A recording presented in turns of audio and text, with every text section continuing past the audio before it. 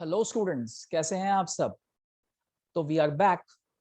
जैसे कि last video में मैंने बोला था, जहां पे हमने इलेक्ट्रिक पोटेंशियल कैलकुलेट किया एक पॉइंट चार्ज के लिए, हम अगले वीडियो में वापस आएंगे with electric potential due to an electric dipole. ये हमारा अगला टॉपिक है, राइट। तो हमारे सामने एक इलेक्ट्रिक डाइपोल है। हम एक जनरलाइज्ड पॉइंट पी पे इसकी वजह से एक इलेक्ट्रिक पोटेंशियल कितना होगा ये निकालेंगे, राइट। तो स्टार्ट करते हैं अपना वीडियो। ओके, सो अब देखिए, डाइपोल बनाया है मैंने। डाइपोल की length same to same 2a, जैसा कि हम हमेशा लेते आए हैं। सेंटर से हमने इस पॉइंट P का जो पोजीशन वेक्टर ड्रॉ किया है वो है r, राइट। अब ये डिस्टेंस हो गया a, ये डिस्टेंस हो गया a, सेंटर से लिया है, राइट, कोई प्रॉब्लम नहीं है। अब इन दोनों चार्जेस के हम डिस्टेंसेस बना देते हैं पॉइंट P से,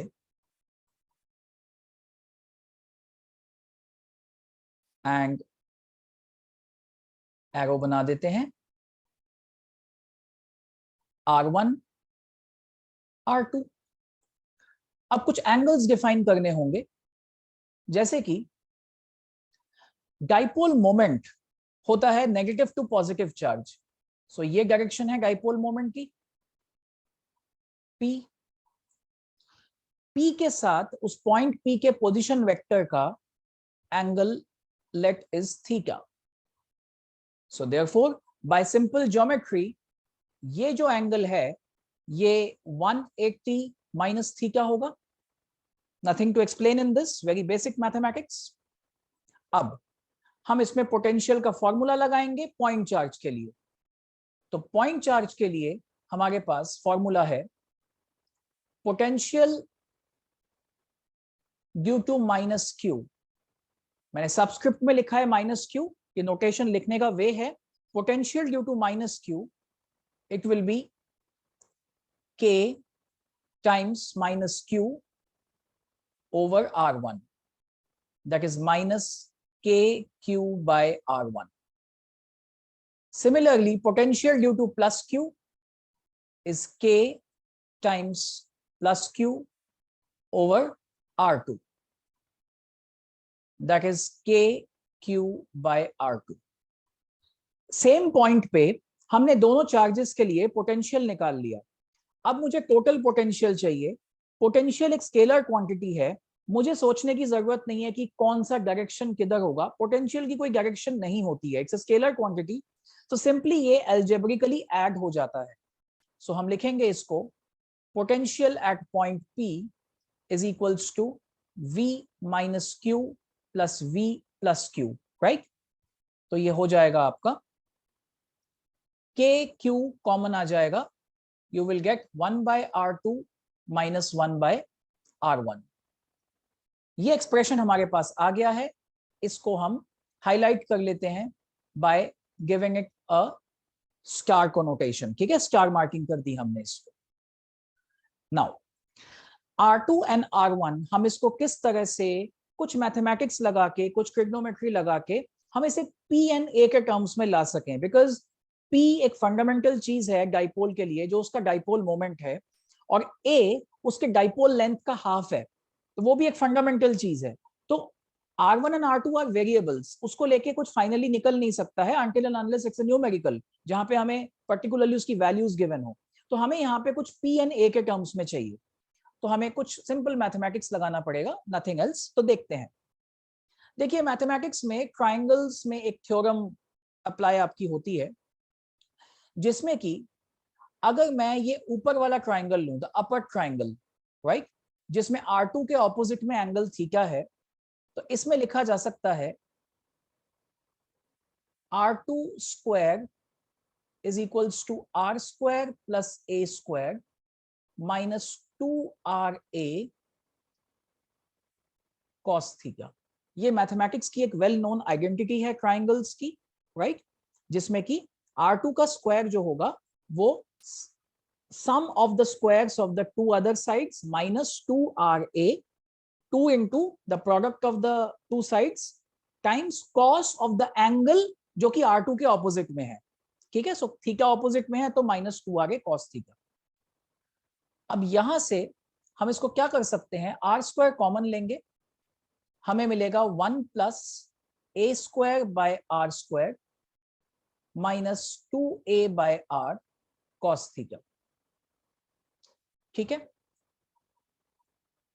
अज्यूमिंग कि हमारा जो पॉइंट है वो डाइपोल से बहुत दूर है, so therefore a square is much lesser than r square. This implies a square by r square term goes to 0. ये टर्म बहुत छोटी होगी तो ये टर्म खत्म हो जाएगा। Therefore, we are left with r2 square is equals to r square 1 minus 2a by r cos theta। हमारे पास एक्सप्रेशन में r2 है तो r2 हो जाएगा r 1 minus 2a by r cos theta का अंडर रूट, जिसे हम पावर हाफ भी लिख सकते हैं, right. 1 by r2 will be 1 by r, it will be 1 minus 2a by r cos theta to the power minus half। Just reciprocal कर दिया हमने इसको,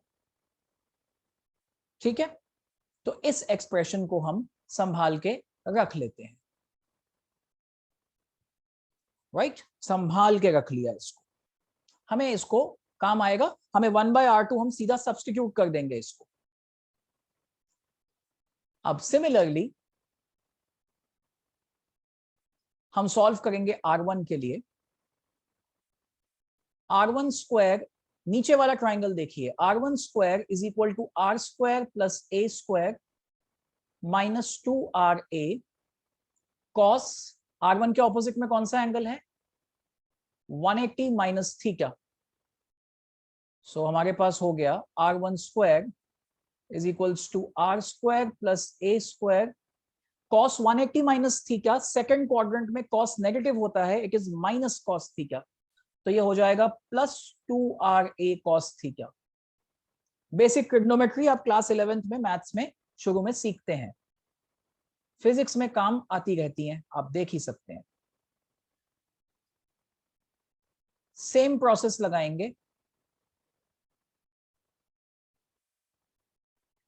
ये नेग्लेक्ट हो जाएगा due to the same reason.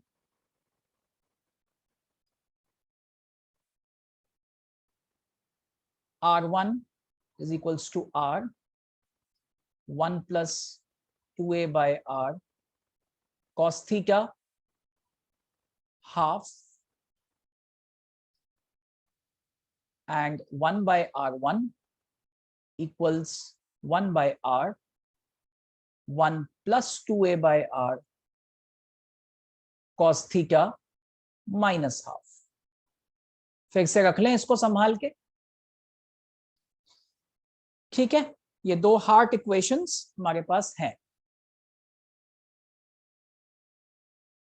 अब हम क्या करेंगे, इसको वापस उस ब्लू वाली इक्वेशन में पुट कर देंगे। तो potential at point P it is going to be KQ 1 by r2 put करते हैं। एक चीज नोटिस कीजिए, 1 by r2 and 1 by r1 में 1 by r का फैक्टर कॉमन है, तो मैं इसको 1 by r पहले ही बाहर कॉमन निकाल लेता हूं एंड हमारे पास अंदर बचेगा 1 by r2 से 1 minus 2a by r cos theta power minus half minus 1 plus 2a by r cos theta power minus half, right. अब हम एक बाइनोमियल थ्योरम की एप्लीकेशन लगाएंगे जहां पे 1 plus x to the power n is 1 plus nx, ठीक है। तो बाइनोमियल थ्योरम की एक्सपेंशन ये कहती है 1 plus x to the power n is 1 plus nx when x is very small. तो यहाँ पे x का काम कौन कर रहा है, 2a by r cos theta x है यहाँ पे। ये क्यों स्मॉल है, क्योंकि a r से बहुत स्मॉल है, तो 2a/r भी बहुत स्मॉल क्वांटिटी है, देयरफॉर ये जो पावर में -½ है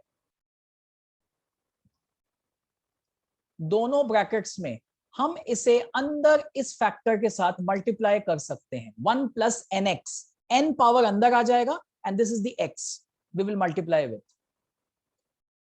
तो ये हो जाएगा आपका Vp is equals to KQ/R 1 plus, देखिए -½ मल्टीप्लाई होगा इसके साथ, minus minus plus 2a/r cos theta, ये माइनस साइन रहेगा, ये माइनस अंदर मल्टीप्लाई होगा, तो 1 माइनस, यहां पे 2 कैंसिल हो जाएगा, so it will B only a/r cos theta. से दोबारा लिख देते हैं, it will B a/r cos theta. ठीक है, ये हाफ है, ये ऊपर 2 था, आई मिस्ड इट, 2 से 2 कैंसिल होगा, a/r cos थीटा। सिमिलरली यहां पर भी आपका 1 माइनस a/r cos थीटा। अब ये ब्रैकेट ओपन नहीं हुआ है, बी केयरफुल, KQ/R, मैं एक्सप्लिसिटली सारे स्टेप्स करके दिखा रहा हूं सो दैट आपको कोई भी कंफ्यूजन ना रहे किसी स्टेप में। थोड़ा मैथमेटिकली ट्रिकी है ये, लेकिन इसको आप 1-2 बार प्रैक्टिस करेंगे तो आप यूं इसे कर पाएंगे, कोई प्रॉब्लम नहीं है। तभी explicitly I am doing every step. 1 + a/r cos theta minus 1 + a/r cos theta. साफ साफ हमें 1 कैंसिल होता हुआ दिख रहा है एंड आपको मिल जाता है, इसको इस कलर से लिखते हैं ताकि आइडेंटिफाई कर पाए हम, KQ/R a/r cos theta plus a/r cos theta, which is 2a/r cos theta. Now can you spot something familiar? Yes, the dipole moment आ चुका है हमारे सामने, 2a into q is dipole moment, so this is k p cos theta over r square, k p cos theta over r square. This is the expression for electric potential at a point due to an electric dipole. तो फटाफट इसमें हम axial and equatorial के cases भी कर लेते हैं, कोई इसमें दिक्कत वाली बात नहीं है। I just need a little bit space here, so मैं एक काम करता हूं, मैं इस पार्ट को रब कर देता हूं और यहां पे जो हमें लिखना है उसे फिट कर देंगे। ठीक है, एक्सियल एंड इक्वेटोरियल के लिए यहां पे एक मार्क खींच देते हैं, राइट।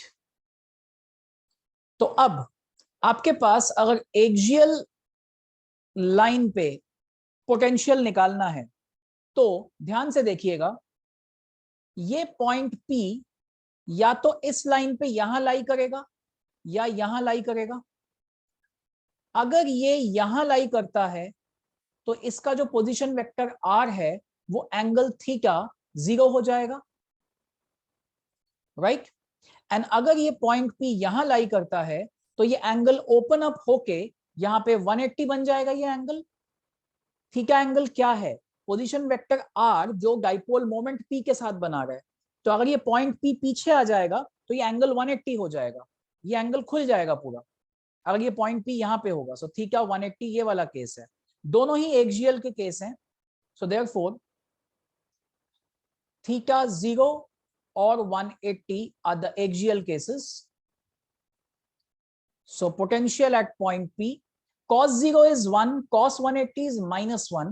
So simply आपको एक प्लस और माइनस का फर्क आएगा, प्लस माइनस KP/r²।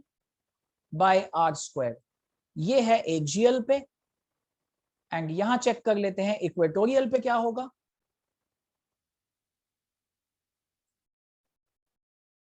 इक्वेटोरियल पे बेटा ये जो पॉइंट P है वो यहां पे आ जाएगा, तो ये थीटा जो होगा वो 90 हो जाएगा, So theta will be 90 for equatorial, cos 90 is 0, simply potential आ गया 0. आप इंट्यूटिवली इस बात को भी एस्टैब्लिश कर सकते हैं कि अगर आपके पास एक डाइपोल है तो उसके इक्वेटोरियल पॉइंट जो भी होगा वहां से symmetrically plus Q and minus Q का डिस्टेंस सेम होगा. अगर ये भी x है तो ये भी x होगा. सो प्लस के क्यू बाय एक्स माइनस के क्यू बाय एक्स, दोनों पोटेंशियल्स को जब आप ऐड करेंगे तो आपको एनीवे 0 ही मिलने वाला है. ठीक है, हमने उसको एज अ केस प्रूव कर दिया जनरल फॉर्मूले में, एज अ केस हमें उसे प्रूव हमने कर दिया. ठीक है, सो याद रहेगा, this is the potential general formula, this is the axial formula, equatorial is 0. I hope आपको ये वीडियो समझ में आया होगा, टॉपिक समझ में आया होगा. मैथमेटिक्स थोड़ी सी रिगोरस है, लेकिन ध्यान से इसको 1-2 बार प्रैक्टिस कीजिएगा तो आपसे गलती नहीं होगी. ठीक है, चलिए ओके, पढ़ते रहिए फिजिक्स की पाठशाला में. तब तक के लिए bye bye, thank you so much.